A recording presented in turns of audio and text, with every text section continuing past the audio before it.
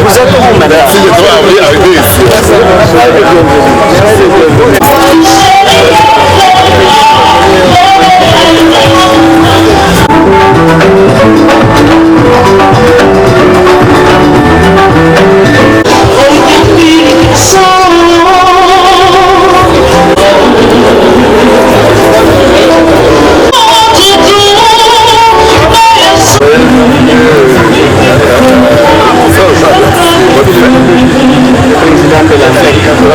Oui, je soyez le bienvenu chez vous. On est honoré de vous avoir et bonne fête de l'Afrique. Soyez le bienvenu.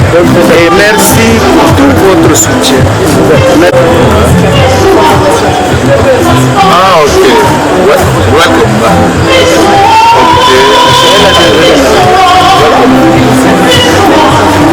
Je suis le représentant de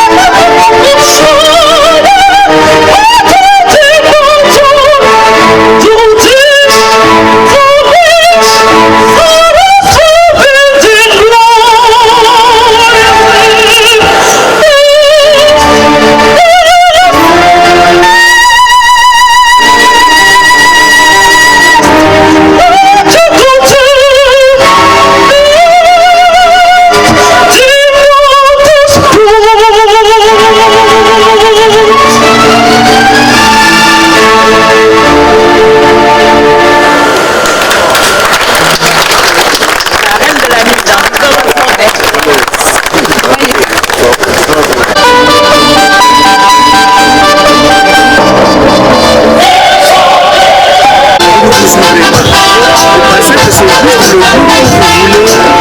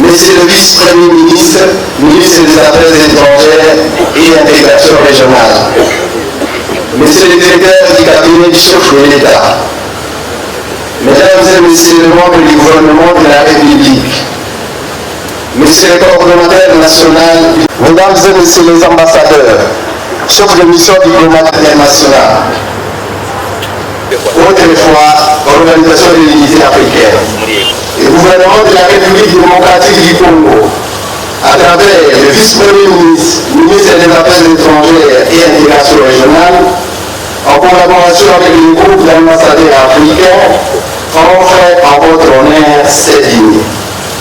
Le protocole d'État saisit l'occasion pour souhaiter à tous la bienvenue et les remercie pour avoir annoncé de leur présence cette soirée. Nous vous informons que la soirée sera agrémentée par l'orchestre Les Hirondelles et la chorale Monseigneur Ligue Giron.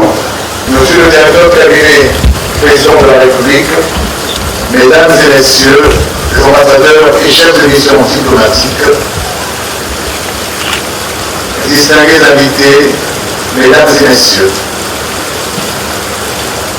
au moment où l'Afrique entière mobilise toute son énergie et ses ressources pour s'inscrire dans la dynamique de renaissance, la 54e commémoration, ce jour du 25 mai, déclaré Journée d'Afrique, consacre de manière éloquente les nobles idéaux et aspirations légitimes des peuples africains, défendus en 1963 par les pères fondateurs de l'Organisation de l'Unité africaine. Cette lutte héroïque menée par les peuples africains pour l'indépendance politique, la dignité humaine et leur émancipation économique, en vue de poursuivre la réalisation des chantiers ambitieux destinés à donner une vision plus concrète à l'édification d'une Afrique démocratique, intégrée et prospère, a connu des succès non négligeables. Dans cette perspective, après l'adoption le 9 septembre 1999 de la déclaration de Sirte en Libye, les chefs d'État et de gouvernement ont décidé de la création le 11 juillet 2000 de l'Union africaine.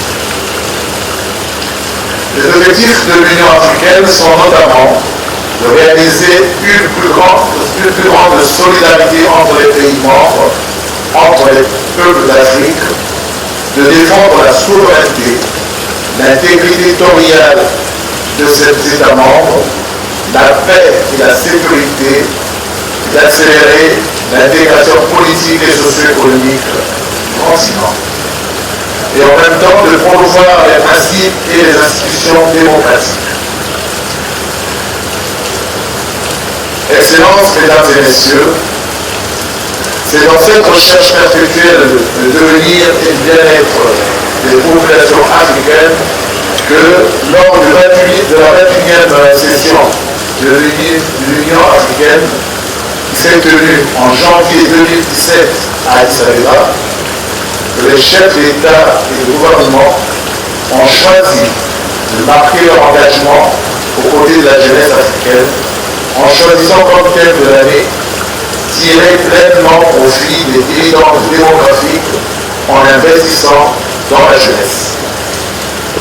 Ainsi, la prise en compte de la composante jeunesse est un gage de succès, notamment dans le cadre des objectifs de développement durable des Nations Unies à l'horizon 2030 et de l'agenda 2063 de l'Union africaine. Cette thématique consacrée à la composante juvénile est la résultante d'une population africaine estimée à 60%, dont la moyenne d'âge est de 25 ans. Les vrais ressorts du développement de l'Afrique devront provenir de la jeunesse du continent. Ainsi, en collaboration avec l'UNFPA, la CEA, la BAD, l'Union africaine a décidé de structurer son engagement en vue de la réalisation de la dividende démographique autour d'une feuille de route dont les 4 thématiques sont les suivantes: emploi et entrepreneuriat, éducation et développement, santé et bien-être, droit, gouvernance et autonomisation de la jeunesse.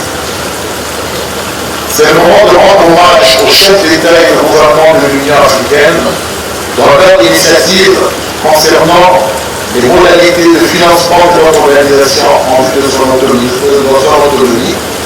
la création d'une zone de libre-échange continentale et l'institution du passeport africain. De la même manière, la réforme de l'Union africaine, décidée lors de son 28e sommet, est une approche qui devrait permettre à l'organisation d'être en adéquation avec les enjeux mondiaux. La question de sécurité, de stabilité et le développement demeure l'un des grands défis en Afrique en général et dans la sous-région en particulier, notamment les crises humanitaires, l'insécurité récurrente engendrée par les crises politiques, les guerres intestines, les conflits fratricides qui fragilisent les démocraties africaines et retardent la croissance et le développement. Pourtant, des progrès indéniables ont été accomplis. De nombreux conflits surmontés et partout, des schémas de sortie de crise existent et attendent d'être appliqués de bonne foi par toutes les parties intéressées. Ici, de reconnaître que des avancées considérables ont été réalisées depuis la création de notre organisation panafricaine. Mais de nombreux défis persistent et attendent la mutualisation de nos efforts en vue notamment d'assurer la paix, la stabilité politique et sécuritaire du continent. S'agissant du partenariat stratégique entre l'Afrique et les pays émergents du Sud, l'esprit de complémentarité reste conforme à la vision claire, définie et à la stratégie de développement préconisée par le plan stratégique de la Commission de l'Union africaine et par le programme du NEPAD.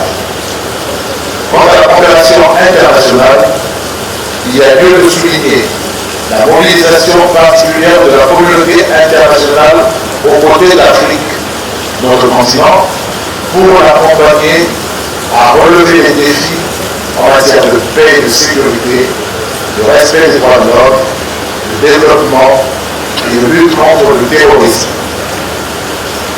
Dans ce contexte, l'illustration de cette coopération est étayée en République démocratique du Congo à travers la facilitation politique menée par l'Union africaine et appuyée par la communauté internationale pour permettre aux acteurs politiques congolais de trouver une solution à la crise politique que connaît le pays. À cet égard, cela passe par l'organisation d'élections libres, démocratiques et apaisées. Par ailleurs, l'Union africaine accorde une attention particulière aux groupes armés qui sévissent en République démocratique du Congo et à la situation des personnes déplacées. De même, le groupe des ambassadeurs africains demeure solidaire des populations victimes du virus Ebola. C'est dans ce sens également que l'Union africaine a marqué sa présence en envoyant sur le terrain une assistance technique. Excellences, mesdames et messieurs, aujourd'hui, l'Afrique poursuit inexorablement sa marche vers l'intégration, la bonne gouvernance, la consolidation de la démocratie et s'emploie avec détermination à relever les défis de solidarité, de paix, de stabilité, de sécurité, afin de prendre en main son propre destin, guidé par la sagesse africaine. Dans cet effort de renaissance, l'Afrique devrait tout mettre en œuvre pour ne pas léguer aux générations futures le fardeau de la guerre, de la discorde, de l'instabilité et de la pauvreté. Vive l'Union africaine, vive la République démocratique du Congo, vive la coopération et la solidarité internationale. Je vous remercie. À présent, j'invite M. l'ambassadeur Abdou Wabari.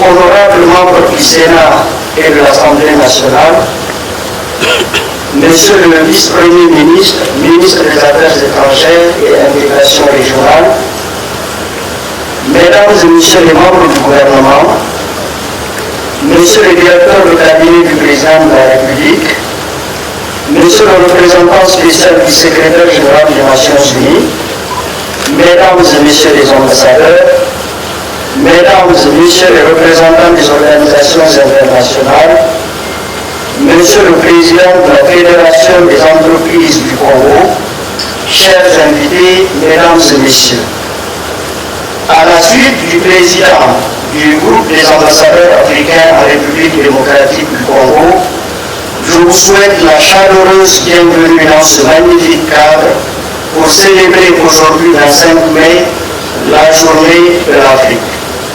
Son Excellence M. Moussa Faki Mahamat, président de la Commission de l'Union africaine, m'a chargé de vous livrer son message à l'occasion de cette journée qui se lit comme suit.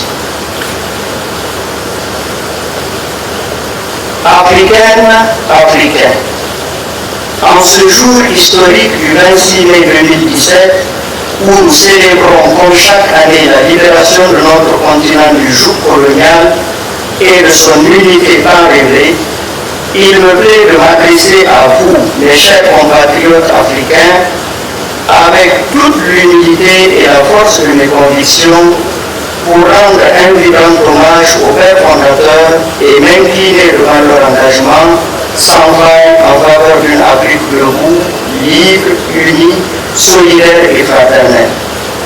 La naissance de notre organisation le 25 mai 1963 à Addis Abeba a consacré le plus grand tournant de l'histoire moderne de notre continent.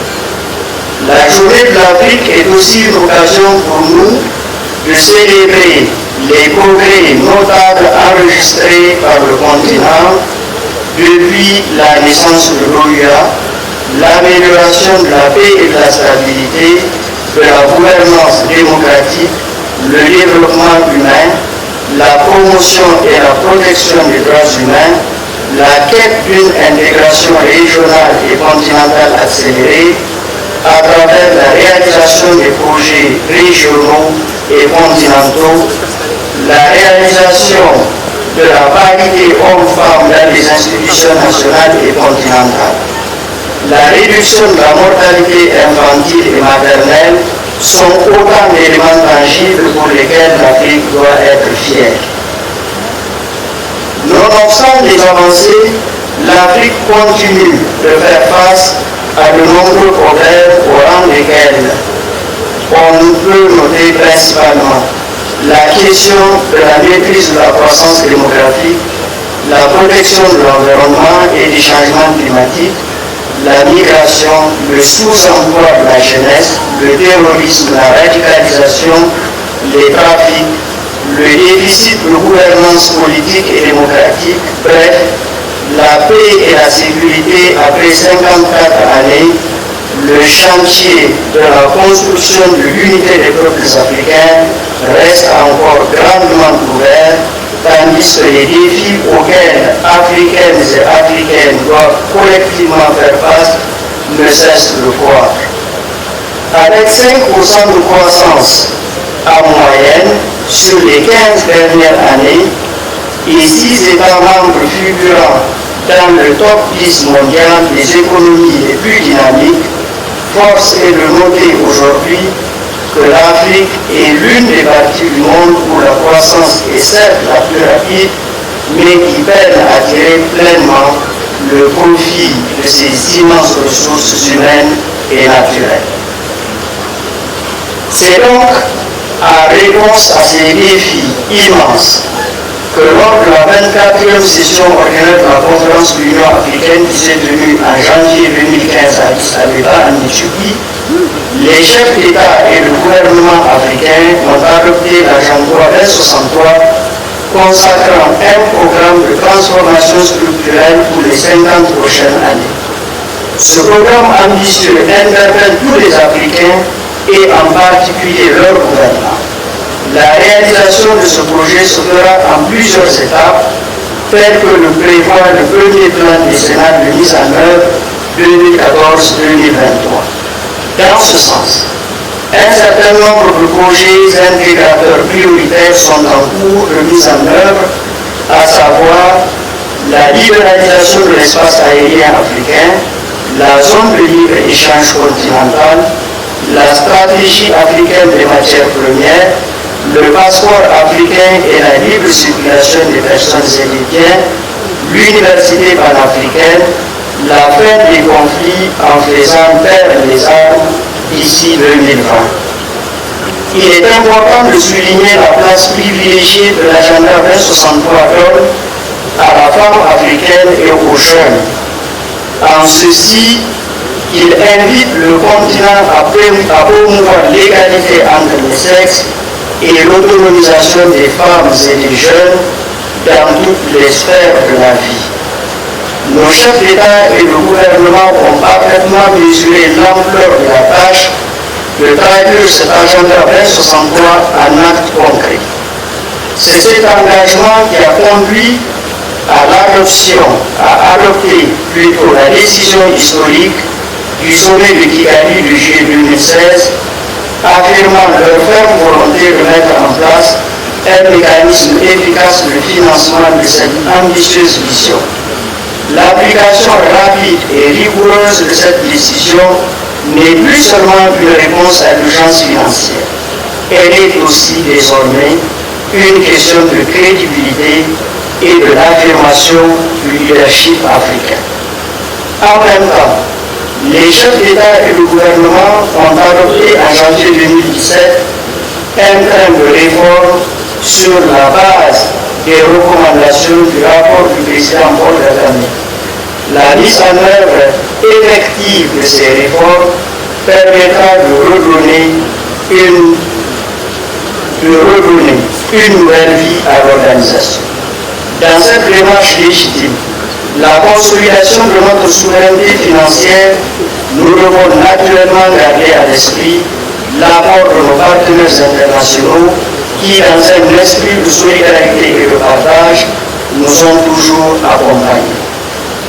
Nous devons aussi promouvoir les synergies et les complémentarités entre les objectifs de développement durable des Nations Unies à l'horizon 2030 et l'agenda 2063. La signature en avril 2017 d'un cadre commun ONU-URA pour le partenariat renforcé en faveur de la paix et de la sécurité participe de cette logique. En invoquant ce besoin d'un partenariat renforcé en faveur de la paix et de la sécurité, un des axes prioritaires de mon mandat, comment ne pas vous avouer avec franchise mon déchirement face aux drames atroces qui envahissent le Soudan du Sud, la Somalie, le pourtour du lac Tchad, la République centrafricaine, le Sahel. De tous ces désastres, la funeste tragédie du Soudan du Sud est la plus insupportable. Le cortège de crimes commis par les partis et les souffrances indicibles infligées délibérément aux populations civiles, dont plus de 60% a besoin d'assistance humanitaire, plus de 2 millions sont des déplacés internes, plus d'1 million sont réfugiés. La famine en cours ne saurait perdurer. Oui, la délégation de tout humanisme en cours dans ce pays est une honte à l'honneur et à la dignité de l'homme africain. J'ai moi-même été témoin quelques jours après ma prise de fonction de l'ampleur insoutenable de ce drame. J'appelle instamment les partis à faire cesser ces crimes de masse et d'asseoir sans délai un dialogue inclusif pour redresser un destin pour leur peuple. Cette situation ne peut continuer éternellement.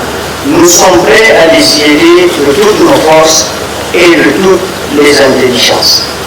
Africaines, Africains, nous célébrons cet anniversaire mémorable sous le thème tirer pleinement profit du dividende démographique à travers les investissements dans la jeunesse. La population africaine a atteint en ce mois de mai 2017 plus de 1,2 milliard d'habitants, soit environ 17% de la population mondiale, avec une moyenne d'âge de 19 ans et demi. Cela fait de l'Afrique le deuxième continent le plus peuplé du monde après l'Asie et également le continent disposant de la plus jeune population active. Il importe donc de transformer cette immense énergie humaine en outil de développement dynamique et créateur. Investir dans la jeunesse en Afrique passe par un effort important de mobilisation transversale en s'appuyant sur une croissance économique soutenue, la création d'emplois à travers l'entrepreneuriat tous azimuts, l'investissement dans l'éducation, l'amélioration des services sociaux, dont l'universalisation de la sécurité sociale et de la santé. Cet investissement dans la jeunesse africaine passe aussi par la promotion de la culture, des valeurs positives partagées et le sport. À ce propos, un de nos héros africains, le président Nelson Mandela, disait, je le cite, « Le sport a le pouvoir de changer le monde. Il a le pouvoir d'inspirer. Il a le pouvoir d'unir les peuples qui est unique. Il parle le langage de la jeunesse. Le sport peut régénérer l'espoir perdu. » L'Union africaine, reconnaissant le sport et l'activité physique comme étant des outils efficaces pour atteindre l'intégration sociale et économique, les utilise de façon significative pour relever les défis de santé, de prévention et de reconstruction post-conflit. C'est dans ce cadre que la commémoration de cette journée sera bien marquée par des compétitions sportives. Africaine. L'Afrique ne veut plus rester en marge et elle n'accepte plus la marginalisation. Nous savons tous, leaders politiques, société civile, secteur privé, citoyens, simples citoyens, diaspora, etc., l'obligation morale de travailler à lutter contre cette marginalisation de notre continent. Je vous invite, frères et sœurs, du fond du cœur, à nous donner la main pour additionner dans un bel élan synergique nos efforts pour multiplier les chances d'une intégration réussie de notre mère Afrique. À cet égard, il me plaît ici de saluer encore une fois le retour du Maroc à l'Union africaine ce 30 janvier 2017, après 33 ans d'absence. Comme Sa Majesté le roi Mohamed VI l'a proclamé, c'est là une occasion pour rassembler tout le continent pour consolider la cohésion du peuple africain tout entier. Fort de la détermination de tous ces 55 États membres, notre organisation continentale entreprendra la réforme résolue de son fonctionnement et s'attellera à relever tous les défis de développement politique et socio-économique qui entravent sa marche vers la réalisation de la vision une Afrique intégrée, pacifique et prospère. La Commission de l'Union africaine que j'ai l'honneur et le privilège de présider jouera pleinement sa partition en étroite collaboration avec tous les États membres dans cet effort collectif pour une Afrique libre, souveraine et indépendante dans ses choix, une Afrique qui offre à ses filles et à ses fils fierté, dignité, bonheur et prospérité. Bonne fête à tous et que Dieu bénisse l'Afrique, notre continent. Je vous remercie.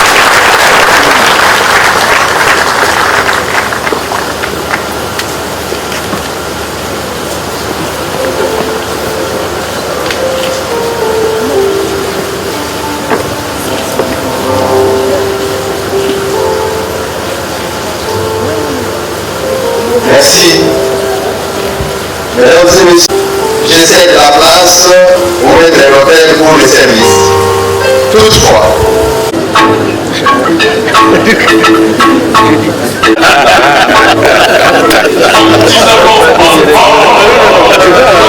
Voilà.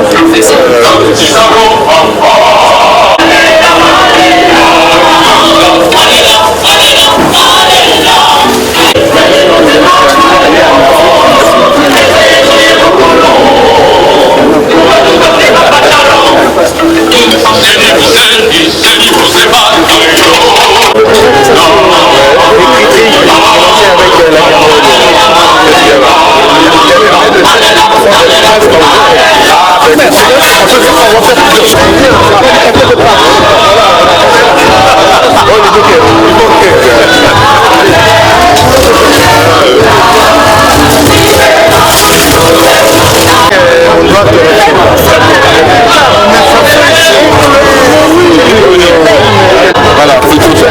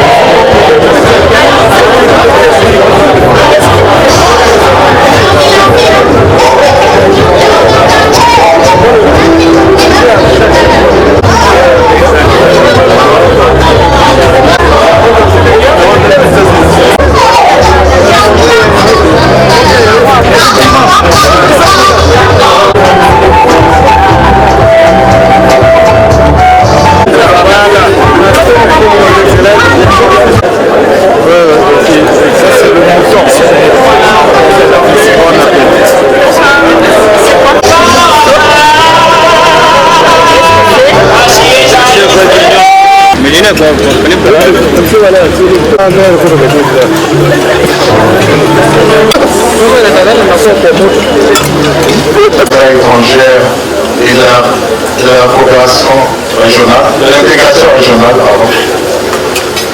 J'ai l'honneur de vous exprimer au nom du groupe des ambassadeurs africains la sensibilité de tous les ambassadeurs face à la tragédie que l'on subit nos frères qui ont été victimes de la maladie Ebola. À cet effet, à nos frères, pour les aider et les soulager tant que ce soit dans leurs petits besoins quotidiens. Et je vous présente donc ce chèque symbolique de 5 000 $.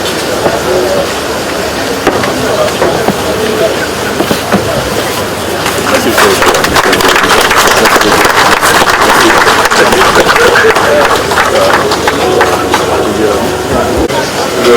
représentant spécial de la commission de l'Union africaine, mesdames et messieurs les membres du gouvernement, monsieur le représentant spécial du secrétaire général des Nations Unies, mesdames et messieurs, distingués invités.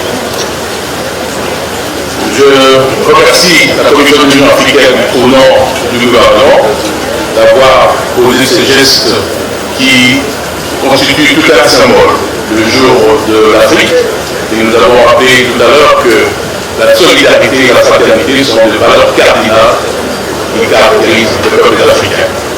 En apportant cette contribution pour lutter contre ce fléau qui constitue l'épidémie de Ebola, l'Union africaine a tenu à manifester ces valeurs cardinales de l'Afrique.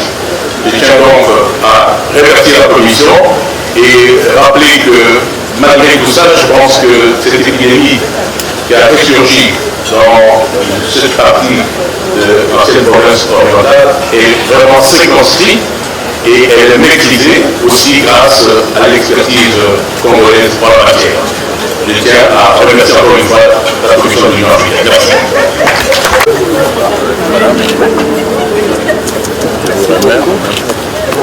Devant le câble, oui, mais faut pas que tu dises c'est ouvert l'enveloppe. Ça sera remis. Ça sera remis. Merci. Donc merci.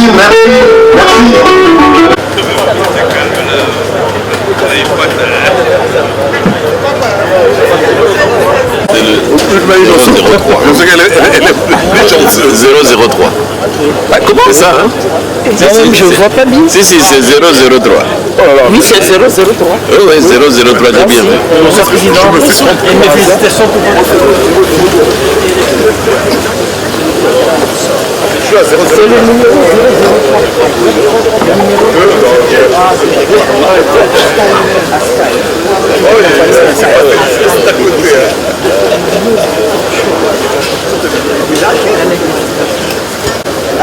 Oui, Monsieur le Président, avec nous, vous avez intégré le numéro 003, qui est aussi évidemment un billet d'avion ouvert à toutes les destinations. Donc la personne a le choix Askai, je dis la compagnie Askai. C'est un billet ouvert à toutes les destinations du centre. Le ticket number 003. Oui. Ok.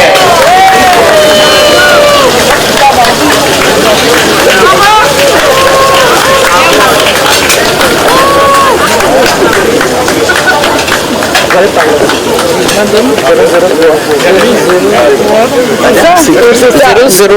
Non, c'est ça. 003. C'est vous.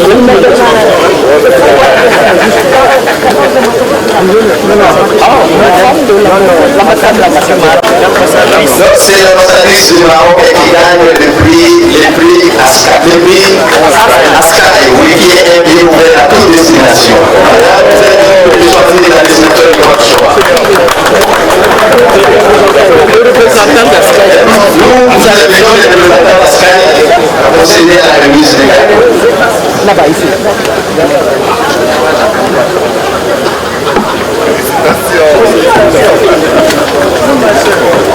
Bonsoir à tout le monde.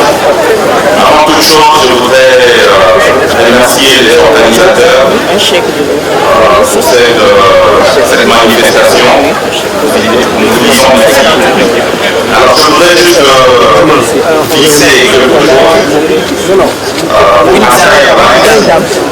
Donc madame, vous avez gagné un billet sur tout le réseau sur le rappel. En commençant par Abidjan jusqu'à Yaoundé.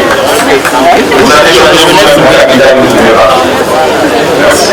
Félicitations.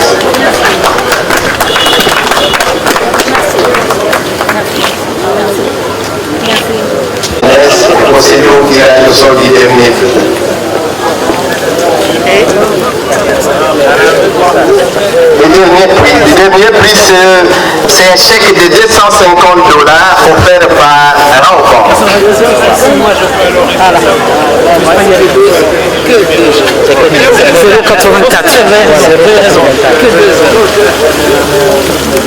Oui, qu'est-ce que vous voulez, le mot devrait les tirer ensemble.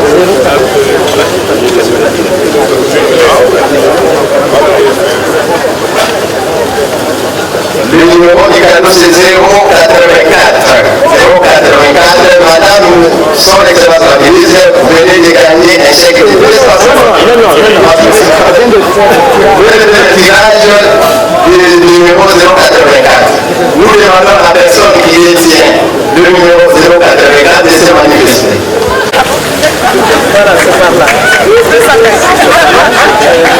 Monsieur le nom, c'est monsieur Henri Tristan Dupuis, premier conseil de l'ambassade du Gabon. Voilà, premier conseil de l'ambassade du Gabon. C'est monsieur Henri qui est premier conseiller à l'ambassade du Gabon qui gagne ce prix de $250 offert par Rencontre. Merci. Comme quoi, le chemin se croise. Merci, nous invitons les représentants de Rencontre de venir pour procéder à la remise du cadeau.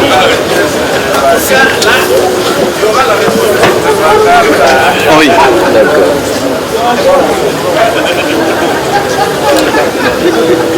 Félicitations. Merci. Un petit mot? Oui, tout à fait. Merci. C'est tout, ça va.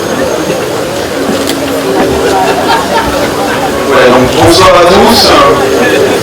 Au nom de la banque, au nom du directeur général Thierry Clémence et au niveau de la direction de la banque, nous félicitons donc forcément le représentant de l'ambassade du Gabon d'avoir pioché correctement le bon numéro pour la tombola. Et nous remercions également tous les membres de l'organisation de ce gala d'avoir effectué un événement exceptionnel.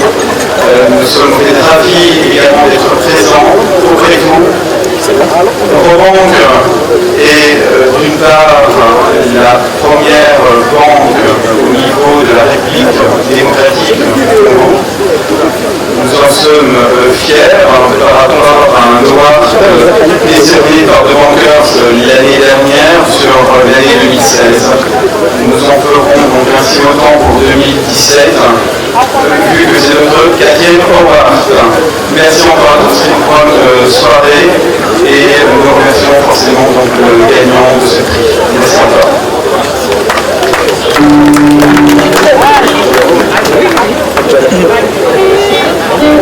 En fait, j'étais. Tu dois les gars. Ici, je fais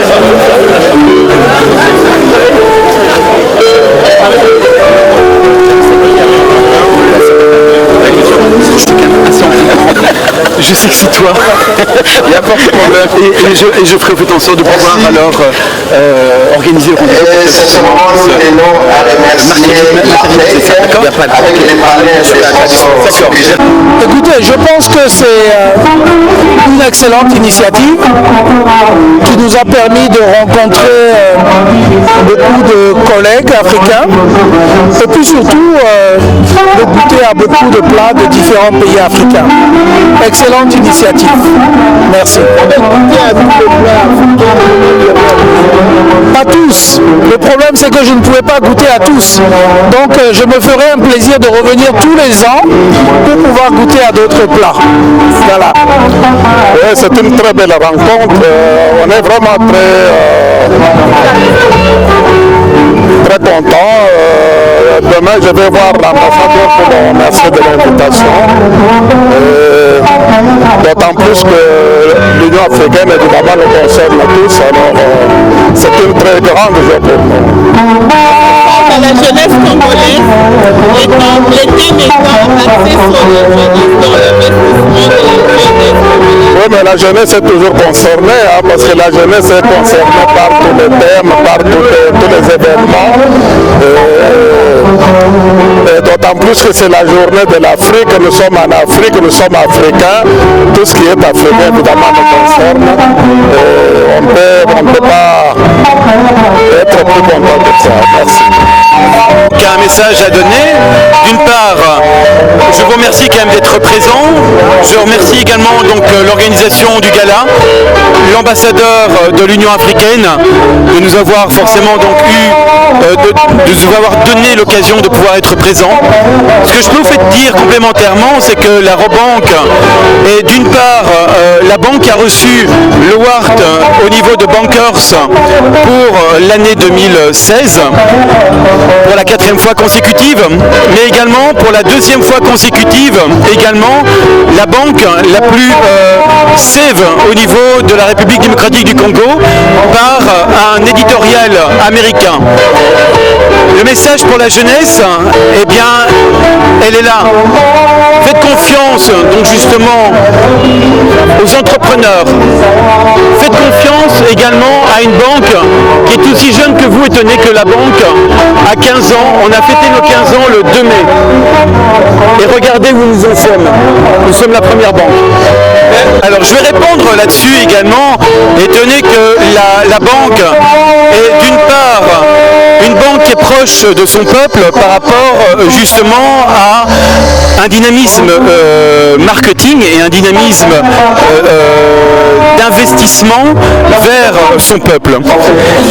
Et je vais également répondre complémentairement sur le fait que nous avons également une fondation, la fondation Raouji, qui aide la plupart des jeunes ici au Congo dans plusieurs domaines, que ce soit l'éducation, que ce soit la scolarité, le fait de financer une année scolaire ou financer justement des problèmes que peuvent éventuellement rencontrer une famille. Donc je suis présent et on est présent avec plaisir. Actuellement, nous sommes en train de travailler pour la réforme de l'Union africaine pour rendre celle-ci plus efficace et pouvoir atteindre les objectifs que les pères fondateurs de notre Union avaient prévus et pour lesquels effectivement ils ont sacrifié leur vie.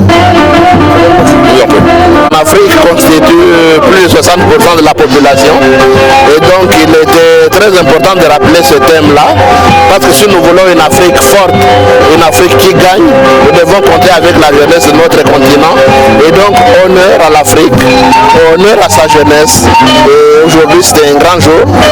L'Union africaine, l'OUA, 54 ans, ça se fête et la République démocratique du Congo, avec le président Kabila, nous fêtons cet anniversaire en disant que la République démocratique du Congo est un grand pays au centre de l'Afrique et nous voulons jouer le rôle qui est le nôtre, à savoir être un grand pays au centre de l'Afrique, un pays qui joue un rôle central, un rôle moteur au niveau de l'Afrique. Et le président de la République, le ministre des Affaires étrangères, le vice-premier ministre des Affaires étrangères sont déterminés à faire jouer à notre pays ce rôle qui est le sien. D'abord c'est une belle fête, vous avez vu le nombre de participants, de tous les corps de métier, j'allais dire, enfin, d'abord les personnalités, les diplomates, tous les jeunes que j'ai vus ici, c'est encourageant parce que l'Afrique appartient à la jeunesse. Et ce que notre frère et ami, représentant spécial de l'Union africaine a dit en insistant, en donnant le message du président de la commission, c'est une belle fête. Moi en tant qu'Africain je suis pertinent fier, mais en tant que c'est ça le thème principal. Mais c'est aussi que l'Afrique se prenne en main. C'est aussi ce second message.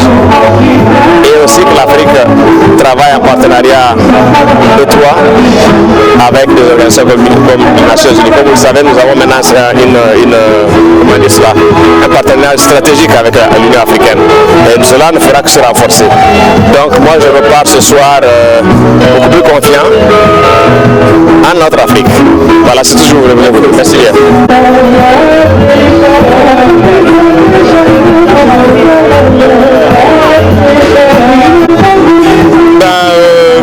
Comme vous l'avez dit, c'est la journée africaine et c'est la Noël qui m'enguiste. Donc ces deux événements justement qui se touchent parce que dans le message, dans la vision de Papa Simon Kimbangu, il nous parle de l'unité de l'Afrique, de l'unité de l'homme noir. Donc aujourd'hui, justement, nous commémorons même dans les discours, ils ont parlé de l'unité de tous les pays africains, ils ont parlé du développement, ils ont parlé de l'émancipation de l'Afrique. Et pour nous, justement, ça correspond exactement à la vision du kimbanguisme de Papa Simon Kimbangu. Donc pour nous, c'est une double fête. D'ailleurs, on vient de fêter Noël, on vient de l'église, on est en uniforme, et là, on s'est changé pour venir fêter l'Afrique, qui rentre aussi justement dans notre vision. Voilà. Je suis contente. D'abord, je suis africaine, et puis l'initiative de l'Union africaine est formidable, parce que surtout le fait de réunir le plat de plusieurs pays africains, et ça a permis à tout le monde de connaître ce qui se mange partout, parce qu'on reconnaît une population par ces plats. Et donc aussi, j'ai beaucoup aimé les discours du représentant du président de la commission. Il a rappelé surtout le programme de la jeunesse et des femmes, ce que j'ai trouvé formidable. Oui, d'abord, c'est la nouvelle diplomatie de la RDC. On a senti qu'avec le vice-premier ministre Shehu Kitundu, les choses se font en grand. Réunir tous les corps diplomatiques ici pour parler de l'avenir de l'Afrique, c'est très très bien. Ça montre que la RDC est encore et toujours un grand pays qui est ensemble suffisamment pour parler des problèmes de l'Afrique. Moi j'ai suivi le discours du représentant de la Commission africaine, et il a cité les pays où il y a beaucoup de violences, sauf la RDC qui a résolu un certain nombre de problèmes, même si d'autres restent encore à faire. Une sorte de prise de conscience en tant qu'Africain par rapport aux enjeux, ou c'est juste un discours de décor? Non, je pense qu'il y a aujourd'hui chez les Africains une prise de conscience qu'il faut d'abord se libérer du tutorat financier.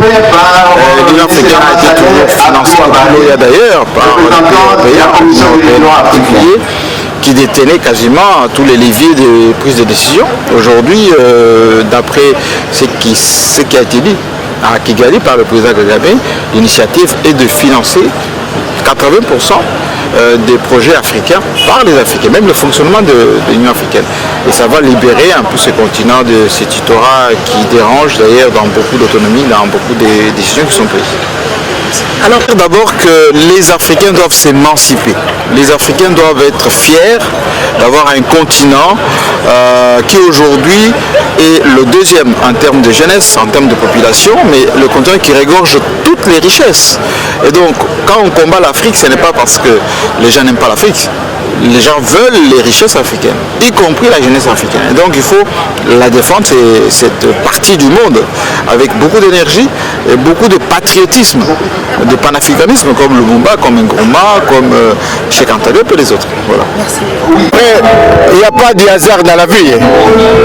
Le 25 mai, c'est le jour des Africains ou de l'Union africaine, et ça coïncide avec les Noël kimbanguistes. Vous êtes africain, essayez de réfléchir, vous allez voir qu'il n'y a pas de hasard. Donc c'est vraiment une date de l'homme noir, c'est vraiment une date des Africains. Donc je ne peux que m'en réjouir. Par rapport à ça, vous avez un message à la jeunesse par rapport à la thème aussi? Un message à la jeunesse congolaise ou africaine? Non, la jeunesse congolaise, c'est-à-dire que nous devons être très optimistes. La jeunesse, c'est l'espoir de demain. Je crois que nous avons tout intérêt à aider les jeunes gens à bien étudier, à avoir une très très bonne éducation. Parce que l'avenir, n'est-ce pas, appartient à la jeunesse. La jeunesse, c'est l'espoir de demain. Merci.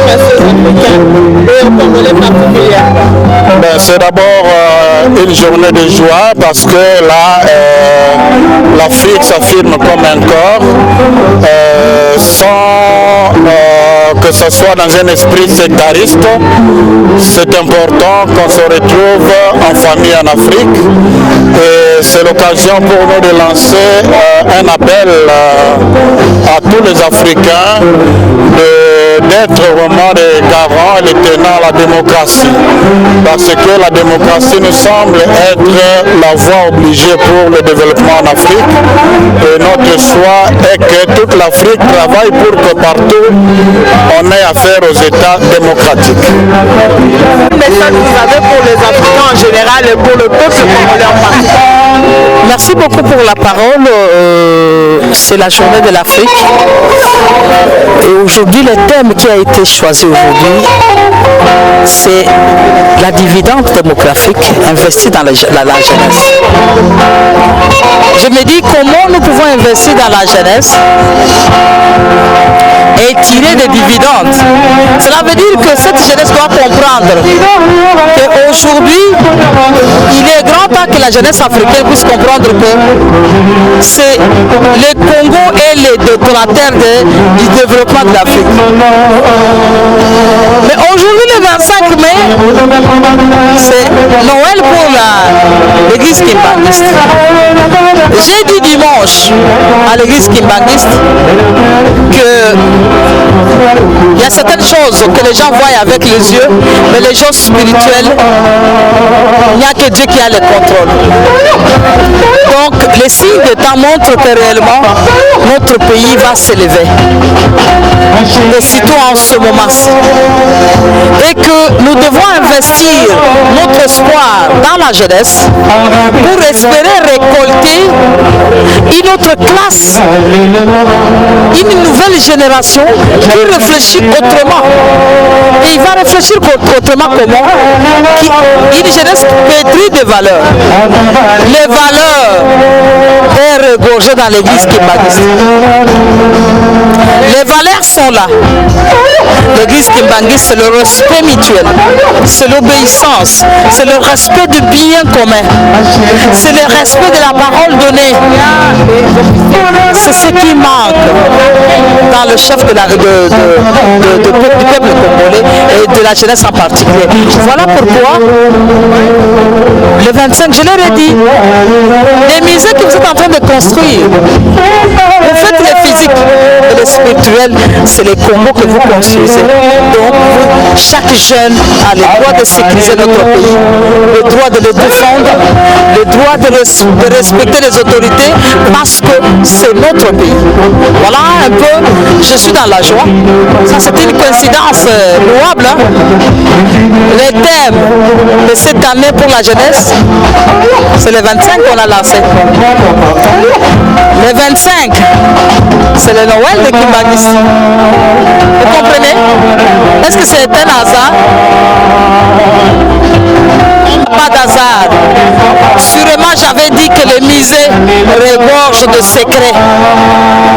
Cela veut dire que le Congo a des secrets. Construisons-les avec notre jeunesse, changeons la mentalité de notre jeunesse, donnons à notre jeunesse des valeurs pour que ce pays soit construit. Voilà, c'est ça la mission que le chef de l'État nous a donnée. Le chef de l'État, il tient beaucoup. Lui-même jeune, il a dit, je voudrais que les jeunes Congolais soient transformés pour construire ces grands musées qui est le Congo. Donc c'est quelque chose que moi personnellement, je sais, je suis chrétienne, je sais pourquoi je le dis. Les gens croient peut-être que Kimpavit est parti, mais il est revenu dans ce pays et les choses vont se faire.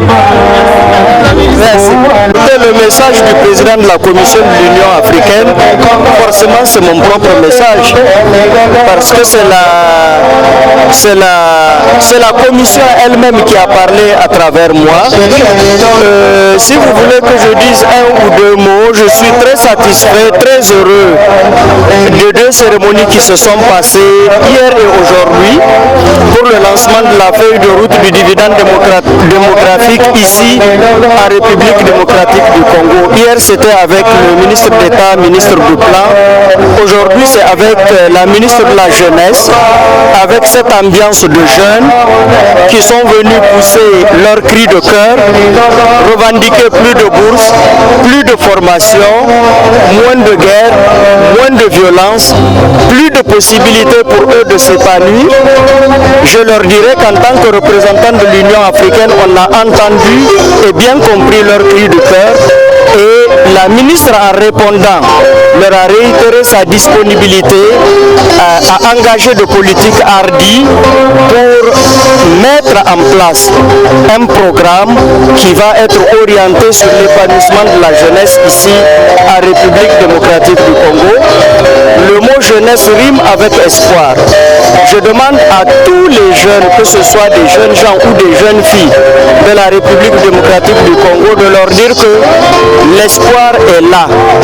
Ils ont un merveilleux pays, un grand pays, un pays continent, un pays qui regorge d'énormes richesses, un pays qui, je suis personnellement sûr, sera dans les années à venir la locomotive de l'Afrique en termes d'industrialisation, de production agricole, d'élevage, de transformation.